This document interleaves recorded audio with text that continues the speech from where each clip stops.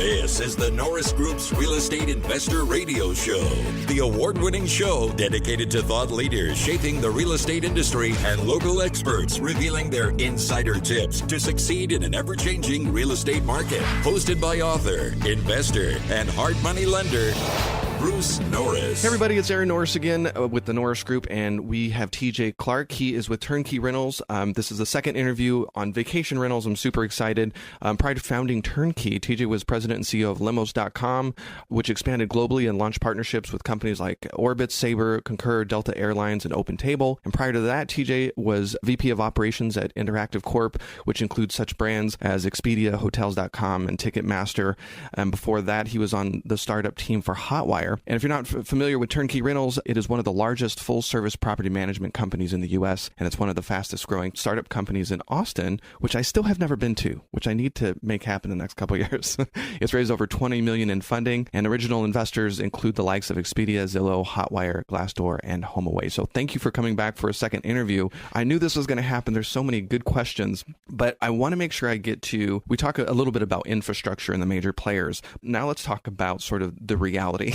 I'm a real estate investor who thinks having a vacation rental is a wonderful idea, but then you don't really think of, oh my goodness, how am I going to manage making sure it's on the sites correctly, getting texts from all these different sites on people wanting to book.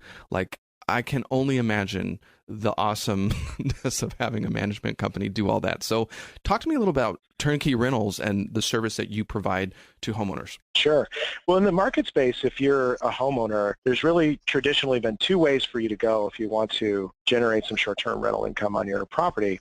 You know, if you're a more casual owner and you only want to rent a couple times a year, you can go onto any of the big sites, Airbnb, Homeaway. You can create a listing very easily. You can get online very quickly, and you can start making some money. And if you do that 2 or 3 times a year, it really isn't that hard. But if you're a more serious approach to this and you want to rent 15 times a year or more, wow, you're really now running essentially a little hospitality operation for guests. So you're hosting very frequently. You may live out of town, so you're trying to do it remotely, and it makes life a lot harder. You probably have a day job on which you want to stay focused, and this is a very typical profile for owners that we meet. And that's where they start saying, wow, I could really use a hand in this. And so traditionally, you could go to a local property manager, and what a local property manager looks like is about 25 vacation rentals. There's actually less than 5% of property managers across the U.S. have more than 100 rentals, and less than a handful have more than 1,000. So what you have is a property manager that's going to want to charge you somewhere between about 30% to 50% of the rental revenue that you make on your property, which we think is really exorbitant. But part of it's driven because they're not technology focused, and these are traditionally businesses that can't take advantage of scale.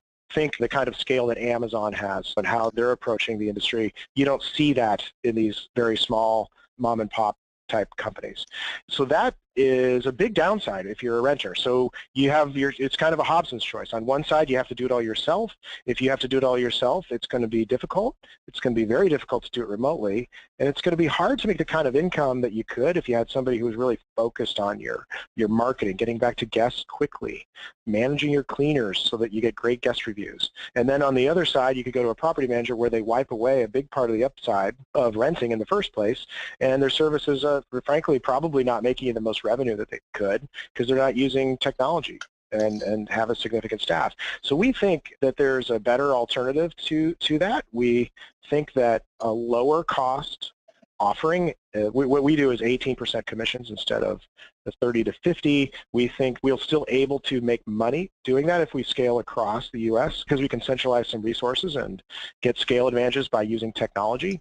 And then we think that the distinction between renting on your own and going to a property manager over the next 5 years is going to really blur because there's going to be all kinds of technology solutions that are going to be made available to the for rent by owner that's going to really make their life a lot easier. And we're developing in this area, but you'll see things coming in here like noise monitoring on your property. You'll see photo inspections of your property that could be used by your cleaners, digital locks, ways to dispatch handymen that could make it a lot more remote management is going to become a real beneficial thing for these owners. And I'll just share, it was the very first time I had run in when I was staying in Palm Springs a couple weeks ago. It was the very first time I had stayed at a property that you managed, and it was a very different experience.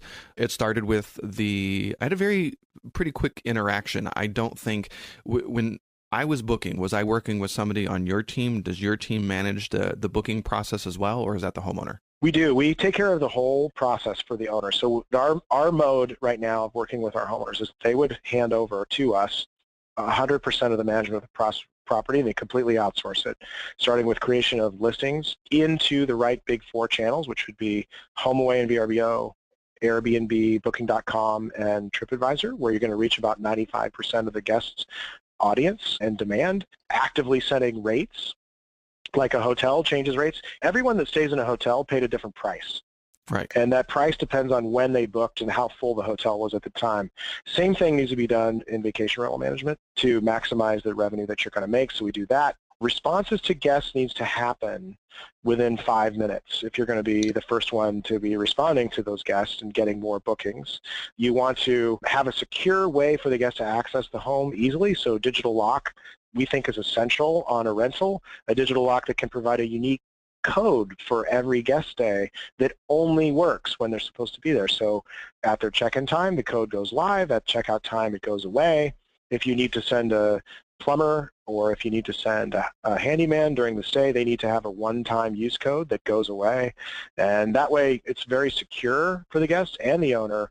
You can have the guest also have this great experience of where they can just go right to the home. If their flight's late, they're not getting stressed out because they have to have stopped by the property manager's office to get a key or try to fumble with some lockbox where they're wondering where it's hidden in the bushes or whether a key's even going to be there, when they arrive. Yeah. These are all the little pitfalls that we think technology can really iron out and make it a much more reliable and convenient experience for the guest and much easier management for the owner. That's where we are trying to really transform the vacation rental industry on this fulfillment side of the space, and it's been a lot of fun.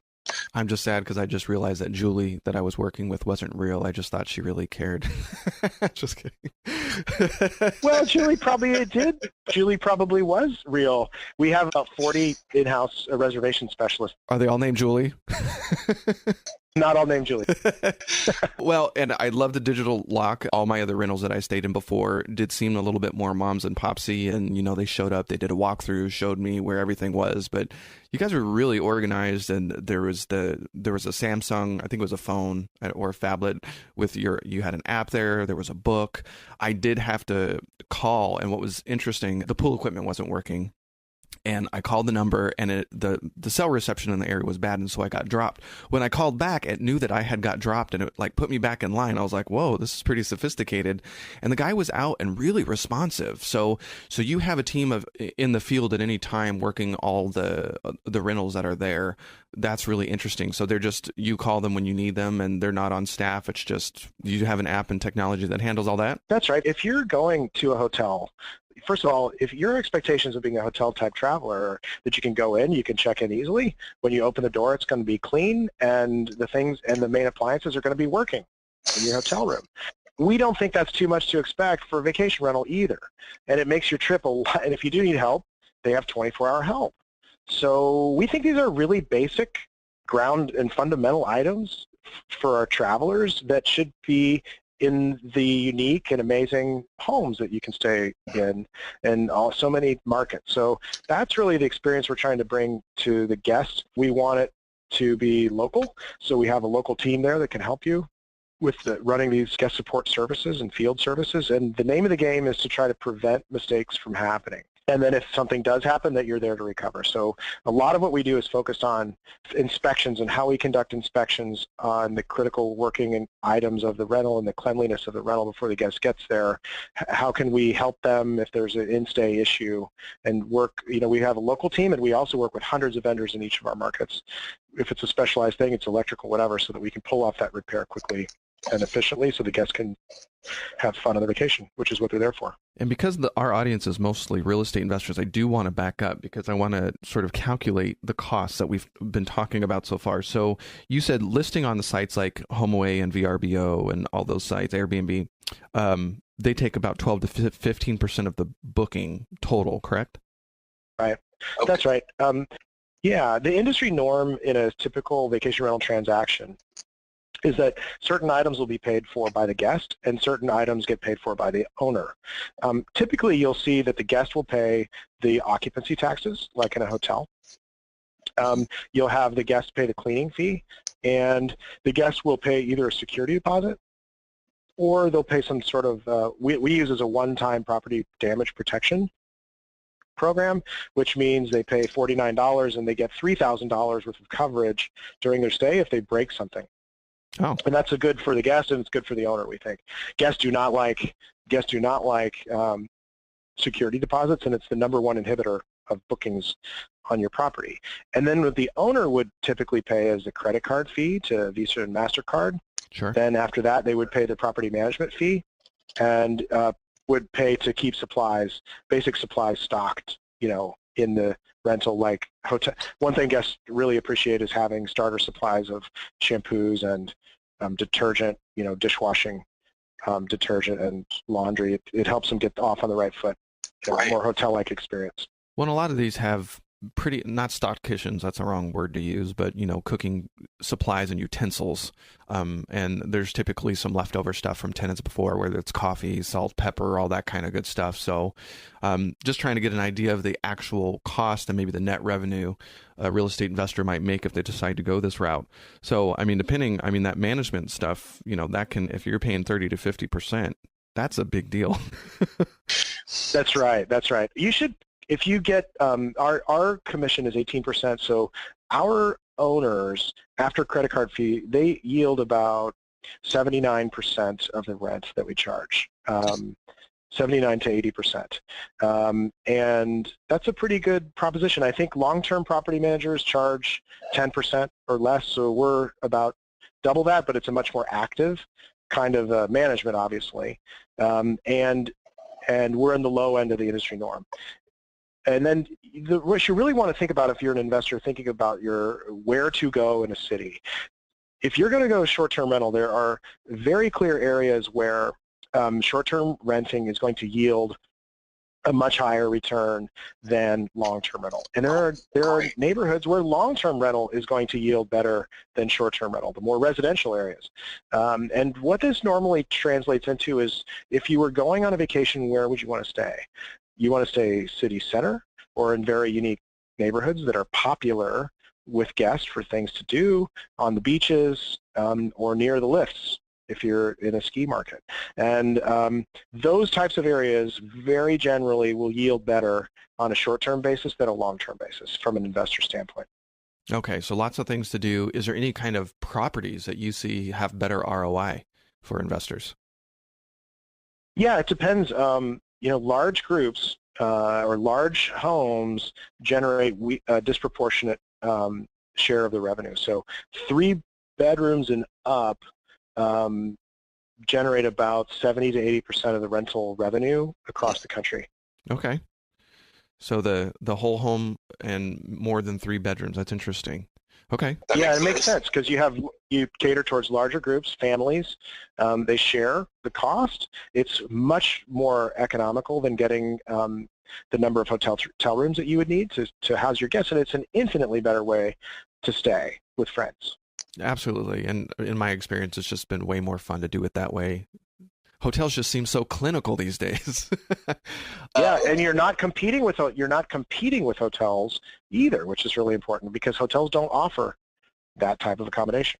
Right. Well, are there any markets as far as ROI concerns that you see investors doing better in when it comes to that? Well, there's the first thing is there's hundreds in which you can do well. I would start with that. Okay. And yes, within those hundreds in the U.S., there's some that are better, and some that'll be better where properties I think are more of a value to buy. and you could expect more appreciation. Like Nashville, I think, is a really up-and-coming city. I would highlight that one, right? California, prices are already pretty high, generally. Okay. So I think, yes, they may appreciate, but maybe, they're not going to appreciate as much while the period of time that you hold it. The NAR states that the average vacation rental is going to be held by an owner for about 7 years. Mm-hmm. And so you want to think about, geez, my property, am I going to be in an appreciating market in those 7 years? Sweet spots are, I think, in metros where you have neighborhoods that are turning. So in Austin, for example, that was the east side of town, which had the best when you see the best restaurants going in and the coolest nightclubs and fun areas to visit where property values are still low, that's a nice indicator of what's going to happen, I think, over time. It's also a great indicator of where guests are going to want to stay. Right. Because of the hip parts of town. That's where I would look for themes within these markets. Interesting. Okay. And then I'm going back to the different websites like a VRBO versus an Airbnb, and how you guys probably experience, depending on the property, either of those sites would be very different from a different demographic. So I know my dad uses VRBO, and I don't think he's ever been on Airbnb. But then again, I don't think he's ever on Facebook either. Okay. How do you guys, from a management side, one of the questions, I was crowdsourcing questions on Facebook, and the tenant question came up. From a management perspective, you have a lot more experience in this, especially on a site like Airbnb. Do you turn people down? What are you looking for in a good or bad tenant? I would love to hear more about that. Super important consideration. Number one is you want to take care of your property, and you don't want it to be damaged. Number two is you don't want to scare away legitimate guests, which are going to hurt your bookings. Number three, you want to be good neighbors in the neighborhood. You want guests that are going to be respectful and not noisy or cause you to have problems with the neighbors. It could jeopardize whether you can continue to rent in the first place. So we think that there's essentially two important stages in picking the right guests. Number one is that you identify who they are and that they are who they say they are. You get their name identified. Now, Airbnb provides this as a service, so everyone who books from Airbnb has been identified, and then you want to know their age. And then on Airbnb, on Homeaway or other sites, you can use services to identify who they are. We use a service called Jumio for a while, which identified it'll validate their driver's license. And now we use a service that's based on a credit. It goes through credit information, and just like when you log on your bank account, it'll identify who you are through just a series of questions. And that also will provide the match to see, wow, does their credit card actually match who they say they are? We do not like to accept bookings where they want to use more than one credit card. Oh. Because it has just been a correlator for us of fraud and risk. You do not want to accept a booking that says we're coming in for a bachelor party. Can you deny? You can deny them, right? Yeah, absolutely. You don't want those guests. So we ask the guest, what brings you to town? They'll tell you a lot. And frankly, the guest is trying to solve. We believe people are by and large good. They're coming in, you want to be careful because there's maybe 1% of the guests are fraudsters, which you want to be careful that you don't treat all your guests as fraudsters.